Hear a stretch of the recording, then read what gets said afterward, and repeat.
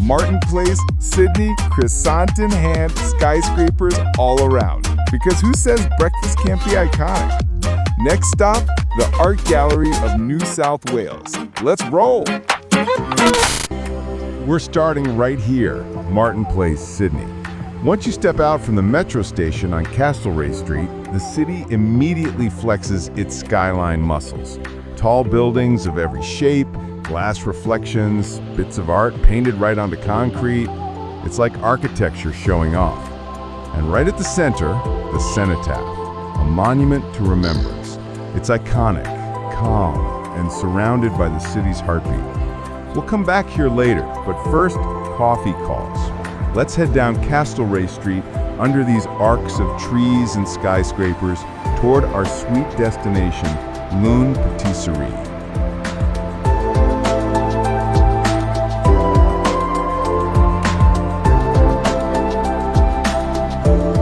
So here's something funny. We didn't know there's actually another metro exit that pops you almost right at Loon's doorstep. Talk about convenient temptation. Loon is one of those patisseries that people line up for, rain or shine. And for good reason. Their croissants are pretty much art. They're open from 7:30 to 5 on weekdays, 8 to 5 on weekends. But honestly, if you arrive late, good luck finding your favorite. We grab our coffee, pick our croissant, and instead of eating inside, we head back to the cenotaph.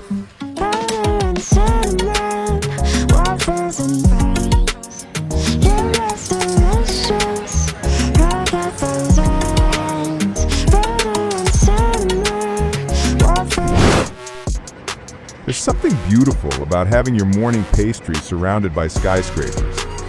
Before you take a bite, you just have to admire it. The flaky layers, the shiny glaze, the almond crunch on top, pure craftsmanship. So delicious,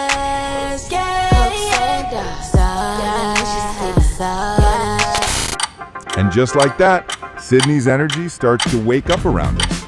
Time to move again. And speaking of time, look at this, a Rolex shop right here with a giant clock outside. Now that's what I call time you can't afford to waste. As we walk, something catches our eye, a tall clock tower in the distance. Curiosity kicks in. What is that? Turns out it's the General Post Office clock tower, one of Martin Place's proud landmarks. Fun fact, during World War II, the tower was dismantled to avoid being targeted in air raids. It was rebuilt in 1964, like history hitting pause and then resumed. And as we walk closer, you can see the Australian flag waving slowly in the wind. Step by step, the clock gets bigger and grander. It's one of those moments where you just stop and zoom in on the details.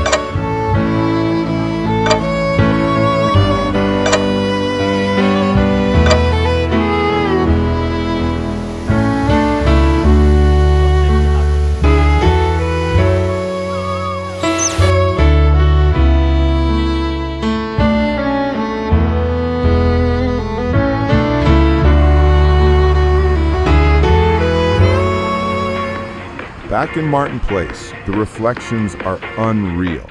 Buildings of glass everywhere, clean, wide streets, and wait for it, a third metro exit.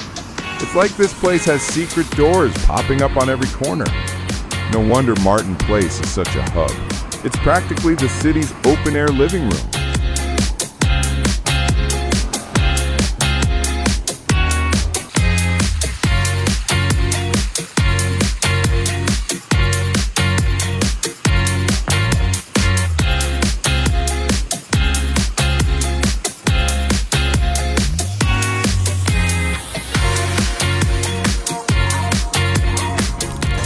Blocks later, we cross Macquarie Street, and there it is, the State Library of New South Wales.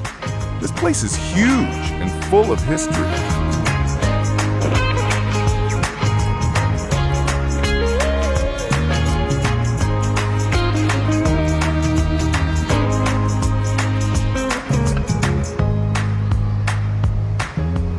There's a massive bronze logo out front, and what I love, full wheelchair access. It's a mix of old and new, the historic Mitchell Building and the modern Macquarie Street wing. Out front stands Matthew Flinders, the explorer who literally gave Australia its name.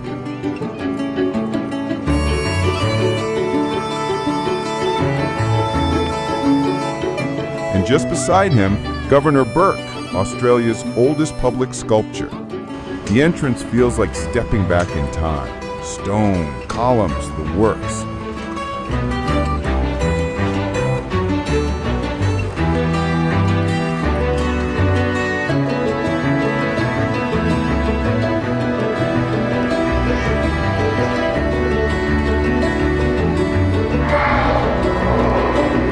Macquarie Street is full of surprises.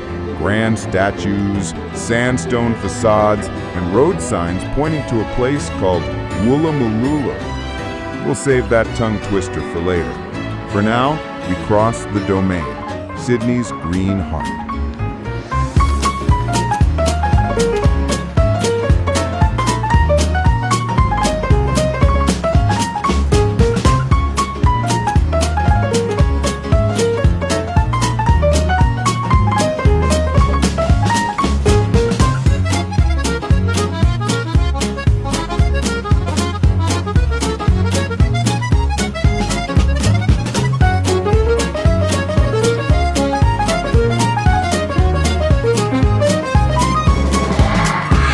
And look who we meet, Sir John Robertson. He's the premier who literally opened the Domain for public use. So yeah, if you're walking here today, thank this guy.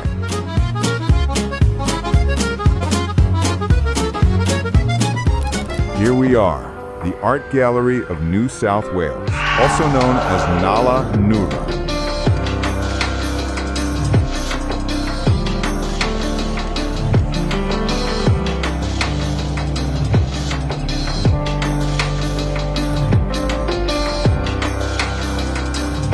Out front, two epic bronze sculptures, the offerings of peace and war by Gilbert Bayes, welcoming you like mythic gatekeepers.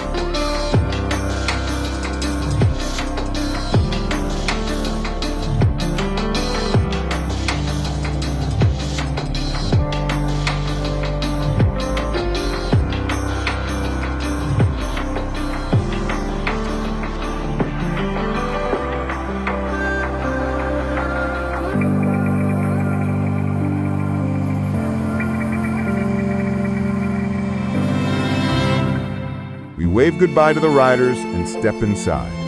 This is Nala Noora, the original building of the art gallery dating back to 1871. It's the soul of the gallery, elegant, timeless, and filled with stories that span centuries. As you enter the grand courts, the atmosphere shifts. Tall archways, marble floors, and golden light bouncing off oil paintings that have traveled the world to be here. The air feels heavier. Not in a bad way, but in a you're walking through history kind of way. The European collection is breathtaking. You'll find 15th to 19th century masterpieces, think landscapes by Turner, mythic scenes by Rubens, and portraits so detailed they almost breathe. Every room feels like a time capsule, a conversation between brush, canvas, and history itself. But what makes Nala Noora truly special is how it bridges worlds. Just a few steps away, the Australian collection unfolds, a visual diary of Australia's journey, its people, and its identity. From early colonial landscapes capturing raw wilderness to portraits of settlers and First Nations people, these paintings tell Australia's story, both its triumphs and its truths. You can see works by Arthur Streeton, Tom Roberts, and Frederick McCubbin, artists who helped shape what Australian art would become. Their colors are sunlit and dusty, their brushstrokes full of wind, sea, and heat. Then there's Margaret Preston, who brought bold modernism and deep respect for Indigenous art into Australia's artistic DNA.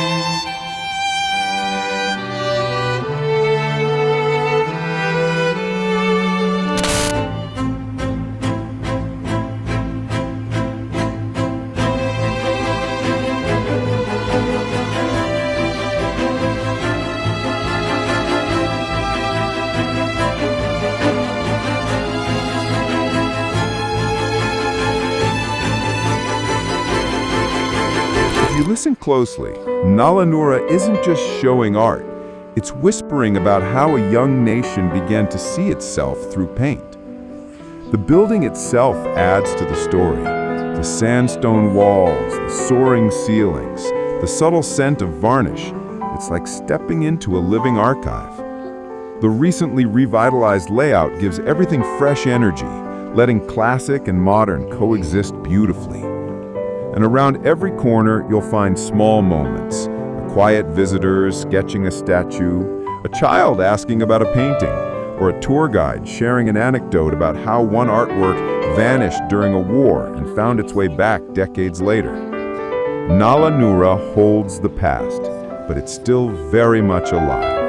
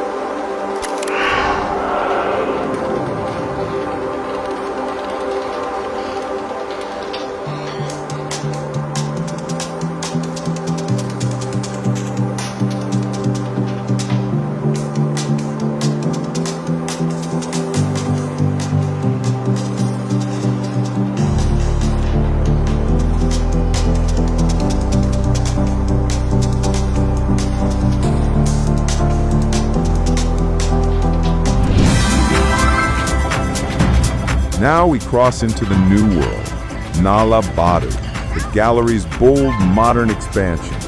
If Nala Noura is the heart, Nala Badu is the pulse. This Pritzker Prize-winning building is all clean lines, open space, and natural light. A place made for large-scale installations and contemporary voices. The contrast is stunning. One side tells history, the other side challenges it. Here, Aboriginal and Torres Strait Islander art takes center stage, vibrant, powerful, and deeply moving. These works don't just hang on walls.